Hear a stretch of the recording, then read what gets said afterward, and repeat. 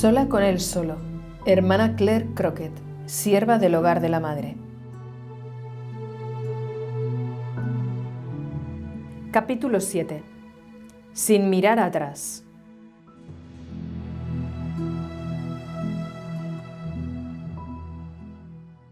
...18 de junio de 2001...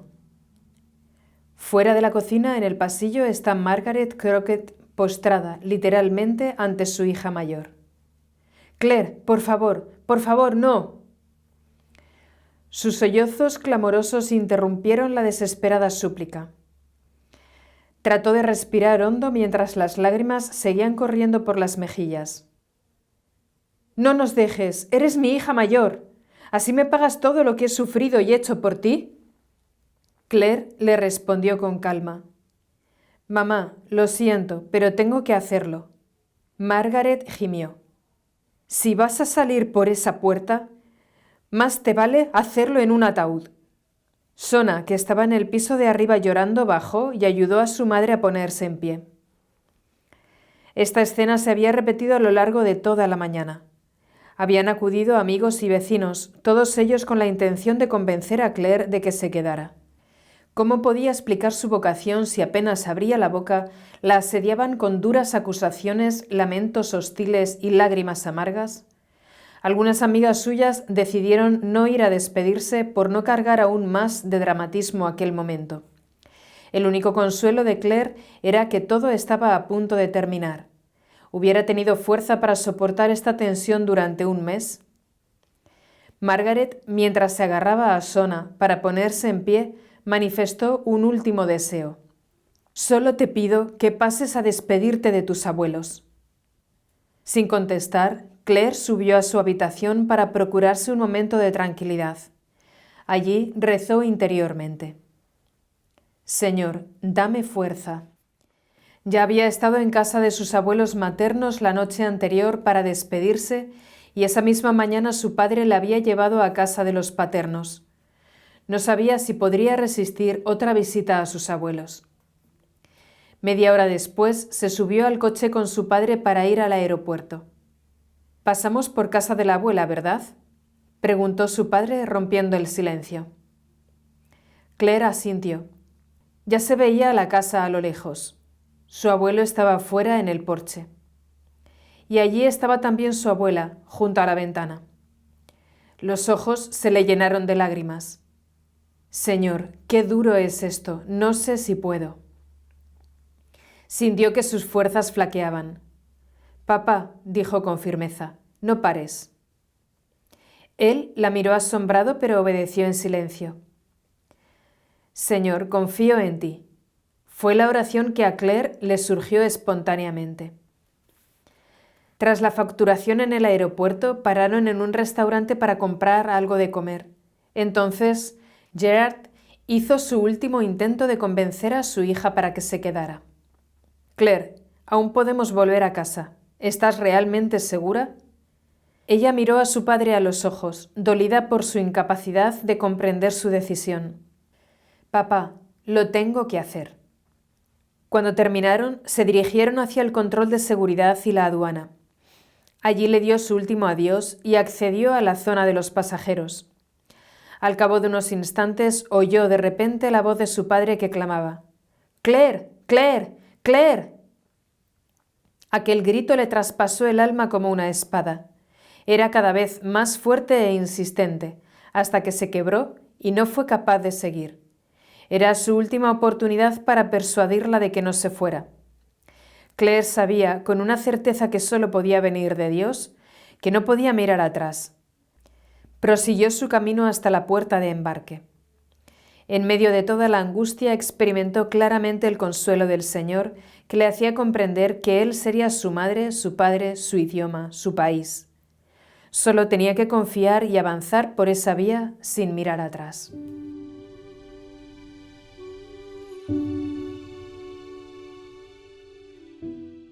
El padre Rafael y dos candidatas fueron al aeropuerto a recoger a Claire.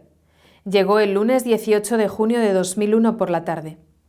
Una vez en Zurita, todas las hermanas salieron a recibirla con una calurosa bienvenida, lo que le hizo sentirse en casa enseguida. Estuvo contando al padre y a las hermanas algunas de las pruebas que había sufrido en los últimos días y todos la animaron a confiar en el Señor y a agradecerle que le hubiera dado la fuerza para permanecer fiel a su llamada. El padre le preguntó si quería entrar como candidata de las siervas el 11 de agosto, fiesta de Santa Clara de Asís, y a ella le encantó la idea. Desde ese momento formaría parte oficialmente de la comunidad de las siervas. Sería el primer paso de un largo proceso de formación. A los 2 años de candidatado seguirían otros 2 años de noviciado, 5 de votos temporales y finalmente los votos perpetuos si tanto ella como la comunidad habían discernido que esa era su vocación. Más tarde, Claire fue a la casita, una pequeña casa al lado del nuevo noviciado de las siervas, donde viviría con las candidatas. En ese momento había allí 7 candidatas, 4 de las cuales iban a entrar al noviciado en el mes de julio. Yo misma llegué al día siguiente con otras 3 chicas de Estados Unidos. La casa del nuevo noviciado estaba por entonces en construcción. Por las mañanas íbamos caminando 5 minutos hasta la casa de las hermanas profesas para hacer la oración ante el Santísimo expuesto. Luego volvíamos y pasábamos el día en el nuevo noviciado, ayudando a las hermanas a pintar y a rejuntar las paredes de la casa. Había momentos en los que Claire estaba entusiasmada con el trabajo y otros en los que no tanto.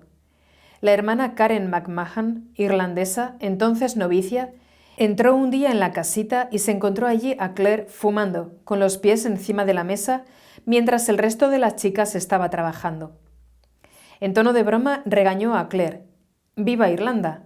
Vaya, ¿cómo estás dejando el país?» Claire, con toda calma, le contestó con una risita entre dientes mientras bajaba los pies de la mesa. «Sí, ya voy». Por la tarde, las chicas de habla inglesa teníamos clase de español. Empezamos con vocabulario muy básico y con la conjugación de los verbos en presente. Era divertido estudiar con Claire, porque constantemente hacía bromas y se reía con las palabras que iba aprendiendo en español. Por algún motivo, gusano y ajo le resultaban especialmente graciosas. Solía repetir sus vocablos favoritos en español, incluso en contextos en los que no venían a cuento en absoluto. Más tarde, siendo ya candidata, las clases dejaron de ser una novedad y se le pasó el primer entusiasmo, con lo que sus bromas, con frecuencia destinadas a boicotear la clase o el tiempo de estudio, dificultaban la concentración y el aprendizaje de todas. Recuerdo que un día incluso se escapó de la sala de estudio con otra candidata para ir a dar una vuelta. Hacia las 7 de la tarde solíamos tener una reunión de formación con el padre Rafael. Normalmente empezaba con una cita de algún libro, el que estuviera leyendo en esos días, o con una pregunta espontánea, y de ahí partía el diálogo. Todo el mundo podía participar, ya que el fin era que aprendiéramos a pensar y a reflexionar, y el padre guiaba la conversación. Los temas variaban mucho, desde los consejos evangélicos, pobreza, castidad y obediencia, a la vida espiritual y de oración, las virtudes, etc. A Claire le gustaban mucho estas reuniones y siempre intervenía. Justo después de la reunión teníamos la misa y luego las chicas volvían a la casita para cenar. Durante los primeros días en Zurita, Claire gastó todos los cigarrillos que había traído. Sabía que una vez que entrase como candidata en agosto, tendría que dejar de fumar definitivamente. Unos 5 días después de su llegada hicimos una peregrinación a Lourdes. Dado que las novicias de segundo año iban a hacer sus primeros votos el 2 de julio, el padre Rafael había decidido llevarlas a Lourdes como parte de la preparación para su entrega al Señor. Como había plazas libres en los coches, algunas de las chicas pudimos ir con ellas.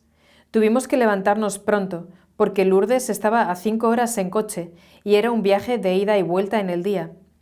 Al cabo de unas 2 horas, paramos para desayunar en una gasolinera. Las hermanas empezaron a sacar los vasos de plástico, pan, leche, café. En vez de comprar la comida por el camino, habían preparado todo para llevarlo desde casa, como siempre. Así era más barato. Cuando terminamos el desayuno, empezamos a recoger todo para marcharnos, pero no encontrábamos a Claire. De repente la vimos a unos cuantos metros de distancia, hablando con un hombre que acababa de aparcar y que tenía un paquete de cigarrillos en la mano. Efectivamente, Claire le estaba pidiendo con gestos un cigarrillo.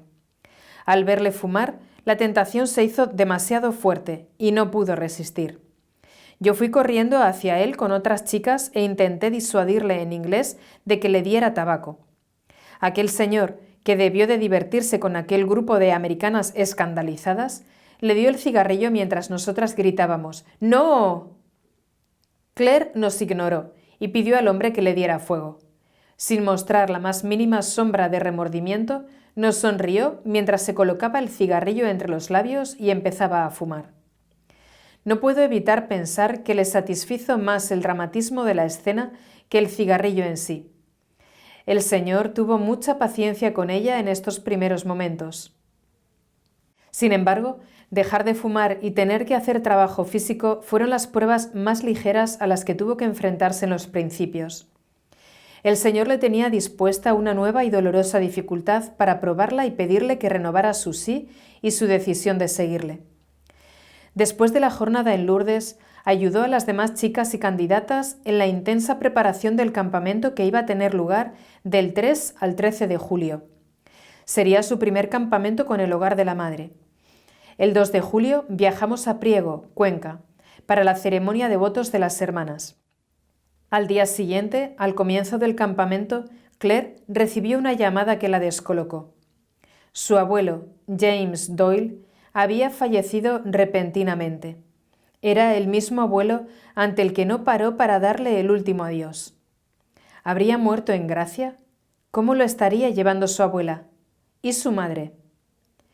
Estas ideas la atormentaban mientras se dirigía al aeropuerto para asistir al funeral. Claire volvió a Irlanda para acompañar a su familia y rezar por su abuelo. Fue un momento muy difícil y doloroso para la familia, pues estaban todos muy unidos. La viuda era la que estaba sufriendo más. Su salud parecía decaer por momentos. Claire pasó esos días en casa de su abuela para ayudarla en lo que necesitase y hacerla compañía. Su familia empezó a elaborar planes y estrategias para retenerla. Por lo que hemos podido averiguar, parece que su modo de defenderse de ello fue agigantar teatralmente su religiosidad e incluso inventar historias de cómo era la vida con las hermanas. Cabe recordar que Claire aún no había alcanzado la madurez en la vida espiritual y que su deseo de ser fiel se mezclaba con el goce de ser el centro de atención y de causar impacto entre sus amigos y familiares con actitudes e historias exageradas. En cualquier caso, al cabo de un día o dos, su familia estaba convencida de que nunca volvería a España.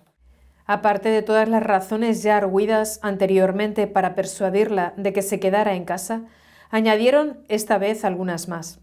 Estaban seguros de que ya no se les escaparía. «Claire, te necesitamos para que cuides de la abuela», insistía su familia. «La abuela te necesita. Como tú te fuiste, el abuelo se murió de pena. ¿Vas a matar también a la abuela?». Claire empezó a dudar. Pesaba sobre ella un sentimiento de culpa. ¿Cómo podía abandonar a su abuela? ¿No sería un pecado contra la caridad? San Ignacio de Loyola dice que el demonio suele presentarse como ángel de luz y eso es precisamente lo que hizo en esta ocasión. Poco a poco empezó a sentirse en la obligación de permanecer allí y cuidar de su abuela.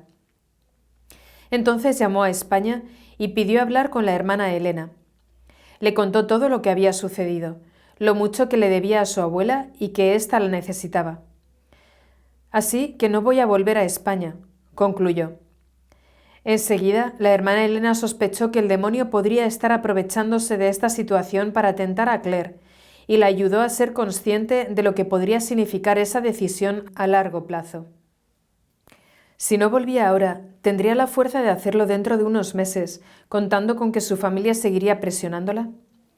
Sabía bien que los suyos no la dejarían volver tan fácilmente ni en unos meses ni incluso en unos años. Desgraciadamente, muchos han rechazado o abandonado la llamada del Señor precisamente porque han cedido a presiones procedentes de su familia y de sus amigos. El Señor dice: «Si alguno viene a mí y no pospone a su padre y a su madre, a su mujer y a sus hijos, a sus hermanos y a sus hermanas, e incluso a sí mismo, no puede ser discípulo mío». Estas son palabras duras, pero son las palabras de Jesús.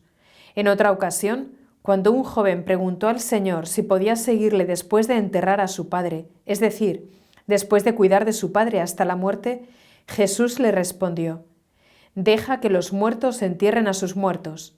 Tú, vete a anunciar el reino de Dios». Sí, responder a la voz de Dios implica dejar a los que se ama para seguir a Jesucristo. Ese amor se eleva a un nivel sobrenatural, y aunque ellos no lo reconozcan en un primer momento, una vocación religiosa es siempre una bendición inmensa para todos nuestros seres queridos.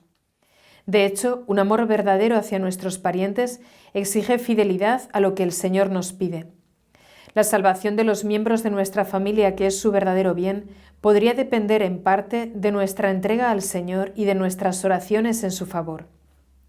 En el caso de Claire, era evidente que la prioridad de la familia no era la salud de su abuela, sino retener a Claire en casa, es decir, impedir su seguimiento de Cristo.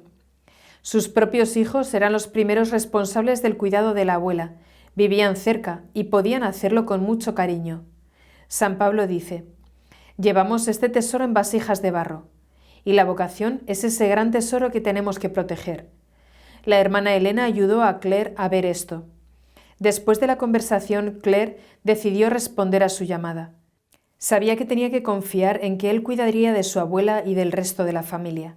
Sin embargo, esta convicción no le dio la facilidad para hacer lo que tenía que hacer. Claire sintió que no tenía la fuerza necesaria para decirle a su abuela que se marchaba ni para explicarle el porqué. Sabía que tenía que irse, pero estaba tan desgarrada interiormente que le asustaba la posibilidad de derrumbarse y ceder si su abuela insistía en que se quedara. Claire llamó a un taxi para que la recogiera en casa de su abuela y así poder ir al aeropuerto a la mañana siguiente. Aquella noche, cuando su abuela empezó a hablar de los planes para el día siguiente: «Podemos ir a comprar y después…», Claire solo asintió. Al día siguiente, a la hora establecida, cogió su maleta y en silencio caminó de hurtadillas hacia la puerta, asegurándose de no hacer ruido al abrirla. Ya estaba el taxi esperándola. Quizá por el nerviosismo cerró la puerta de la casa con un golpe fuerte, despertando así a su abuela, que empezó a gritar su nombre. «Claire, Claire, ¿dónde vas?». Eso era exactamente lo que ella había querido evitar. Claire sintió que se moría, pero sabía lo que tenía que hacer. Sin mirar atrás, caminó hacia el coche, se metió y cerró la puerta.